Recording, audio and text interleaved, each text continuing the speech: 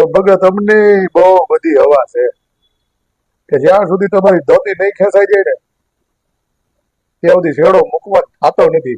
ભગત જય આપાગી ગયા. મિત્રો સાંભળી લીધું, જે આ વાત કરતો હોય ત્યારે સત્તાધારનો વિવાદ ચાલી રહ્યો છે તેમાં તેને જ મિત્રો વાત કરતો વસંતભાઈ સાવડાનું અત્યારે ખુલ્લેઆમ જે નિવેદન આવ્યું છે ને, ઘણા બધા લોકોને ખબર છે કે મિત્રો સત્તાધારનો વિવાદ ચાલી રહ્યો છે. તેની અંદર આપણે વાત કરીએ તો જે વિજય ભગત છે તેના ઉપર તેના સગા ભાઈએ અને મિત્રો વાત કરી તો જે રીતે સોશિયલ મીડિયાની અંદર ઘણા બધા સાધુ સંતોએ તેના ઉપર આરોપ નાખ્યો છે, એવી જ રીતે મિત્રો વાત કરીએ તો સાધુ સંતો મિત્રો ઘણા બધા છે તે મિત્રો વિજય ભગતના સપોર્ટમાં પણ આવ્યા છે.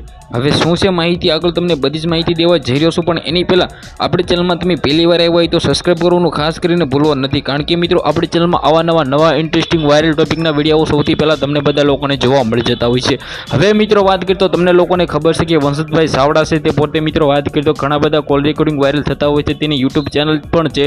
પરંતુ મિત્રો વાત કરીએ તો સત્તાધારના વિવાદની અંદર વસંતભાઈ સાવડા પડ્યા છે. હવે તેને એવું કહ્યું છે કે મિત્રો વાત કરીએ તો મારે સાધુ સંતોના એમ કીધું ધોતીઓ ખેંચવાની છે.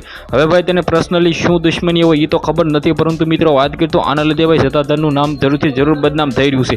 આપણે મિત્રો વાત કરીએ તો ટાર્ગેટ કરવો હોય તો સાધુ સંતોને કરો, નહીં કે મિત્રો સત્તાધાર મંદિરને. તો ખાસ કરીને સૌરાષ્ટ્રનું સૌથી મોટું મંદિર એવું સત્તાધારની અંદર મિત્રો લાખોની સંખ્યામાં લોકો છે મિત્રો પોતાની માનતાઓ પૂરી કરવા અને મિત્રો દર્શન કરવા આવે છે.